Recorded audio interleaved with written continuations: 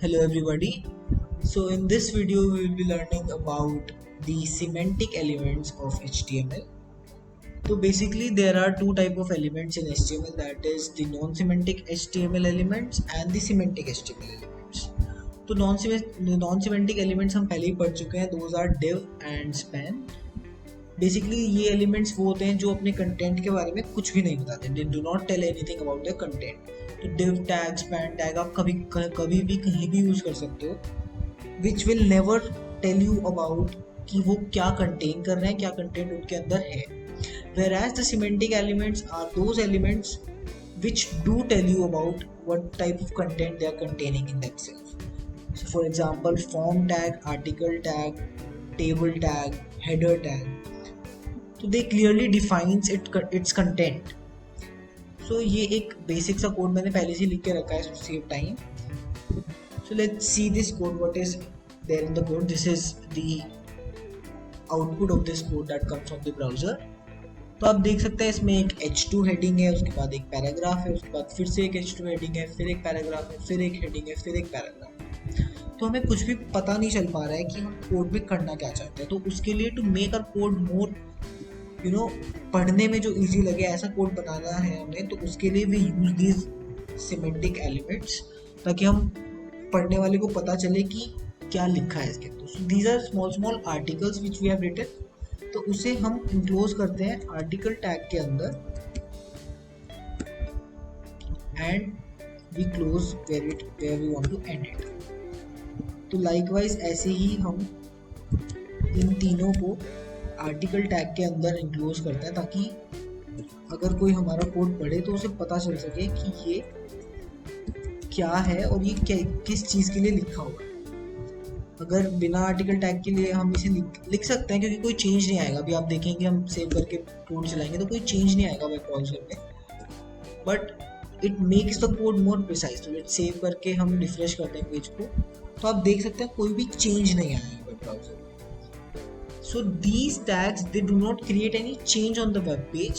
They just make your code more precise. अब जो अगर कोई हमारा कोड पढ़ता है तो उसे पता चल सकता है कि हमने क्या लिखा हुआ है. So this is the article tag. This tells you about कि इसके अंदर आर्टिकल का एक कंटेंट है. This is the another article and this is the third article. हम अगर इन्हें बिना आर्टिकल टैग के भी चलाएं तो भी हमारा आउटपुट सेम ही आने वाला है. But this is a good practice which you can do while coding, ताकि हमारा कोड थोड़ा प्रिसाइज हो जाए, हमारा कोड थोड़ा अच्छा लगे पढ़ने में, समझ आए कि हम क्या करना चाहते हैं. तो this is the article tag. Next we move on to the header tag. तो हेडर टैग हम मोस्टली लगाते हैं जब हम किसी वेब पेज या किसी वेबसाइट का हम कोड बना रहे हैं, तो उसके लिए हम सबसे पहले हेडर चूज करते हैं कि हम हेडर में क्या लगाने वाले हैं. सपोज हम कोई इमेज लगाने वाले हैं, लोगो लगाने वाले हैं, तो उसे डिफ्रेंशिएट करने के लिए हम उस कंटेंट को एक हेडर टैग के अंदर रखते हैं, ताकि हम कोड जब पढ़ें तो हमें साफ साफ दिखे कि अच्छा ये हमारा हेडर है, और अगर हमें कुछ चेंजेस करना है तो हम उसमें आराम से कर सकते हैं.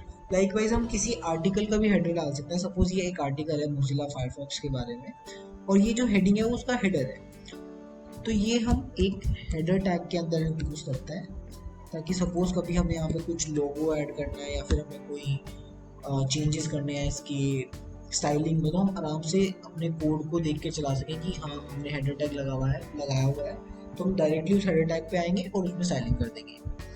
ये तो बहुत ही बेसिक सा एग्जांपल हो गया है हेडर टैग का. हेडर टैग वैसे हम काफ़ी ज़्यादा यूज़ करते हैं जब हम किसी वेबसाइट का कोड बना रहे होते हैं फ्रॉम स्क्रैच, और सपोज हम किसी वेबसाइट का कोड एडिट करते हैं तो उसमें भी हम सीधा हेडर टैग ढूंढते हैं और उसे एडिट कर देते हैं. This makes the code easy to read and easy to change, make the changes in it.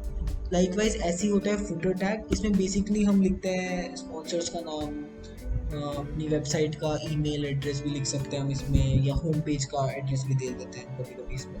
So this is just like the header tag. तो ये भी कोई चेंज नहीं पहुँचाने वाले हैं हमारे कोड में, but it will make the code precise, it will make the code look good, differentiable from other things. तो आप सेव करके जैसे ही रिफ्रेश करेंगे तो आप देखेंगे कोई भी चेंज नहीं आएगा हमारे वेब पेज में. This is just a good programming practice जो हम करते हैं, ताकि हमारा कोड पढ़ने में ईजी हो, चेंजेस करने में ईजी हो. सपोज ऐसा होता है हमने इतना बड़ा कोड लिख देते हैं हम किसी वेबसाइट के लिए, बाद में हम ही नहीं पढ़ पाते हैं, हम ही नहीं चीज़ें ढूंढ पाते हैं कि उसमें हमें क्या करना था। तो ये जो सिमेंटिक एलिमेंट्स होते हैं ये डिफ्रेंशिएट करके रखते हैं हमारे कंटेंट को, ताकि अगर हमें कभी भी कुछ चेंजेस करना है, सपोज मुझे किसी आर्टिकल में चेंज करना है, किसी भी मुझे फुटर में चेंज करना है, हेडर में चेंज करना है, तो this they will tell you कि फुटर कहाँ पे है, फुटर का कोड आपने कहाँ पे लिखा हुआ है, हेडर का कोड कहाँ पे लिखा हुआ है, आर्टिकल का कोड कहाँ पे लिखा हुआ है, और आप उसमें इजीली चेंजेस कर सकते हैं। ऐसे ही एक टैग होता है विच इज फिगर टैग, तो हम वो भी यूज करके देखते हैं। Figure tag, sorry, this is figure caption. We will use it in the figure tag. First we will use the figure tag. Figure tag. So in figure tag, figure नाम से ही पता चल रहा है कि इसमें कोई इमेज होगी, उस इमेज का थोड़ा बहुत कंटेंट होगा, अगर हुआ तो, नहीं हुआ तो नहीं होगा। तो ये सिमेंटिक एलिमेंट्स होते हैं जो कि नाम से ही बता देते हैं आपको कि इस कोड के अंदर इस टैग के अंदर क्या होने वाला है। So there would be a image, तो we will add a image in it, और उसमें हम अपनी इमेज का सोर्स दे देंगे, that is I have saved a image with block code with png extension, and we will give the width. ये सब हम पहले ही इमेज ऐड करना सीख चुके हैं अपने HTML पेज पर, तो बिल्कुल वैसे ही करना है। Will give it a width and will give it a height, suppose I give it 300 pixels, and let's save the code and let's see what changes that comes. तो आप देख सकते हैं कि हमारे कोड में एक पिक्चर ऐड हो गई है of 300 into 300 pixels. This is a figure tag. इसी में हम यूज करते हैं figure caption tag which gives you a little content, little caption of the figure. Suppose I give it powered by Broco, and let's save the code and let's see what changes that comes. तो आप देख सकते हैं इस figure के just नीचे इसका caption आ गया, that is powered by Broco. So this is a figure tag which tells you that there is a image in it and a little content or a caption. It's your choice to give it. So this is also a type of semantic element which tells you about the content. So there are two type of elements I told you just in the starting of the video, semantics and non-semantics.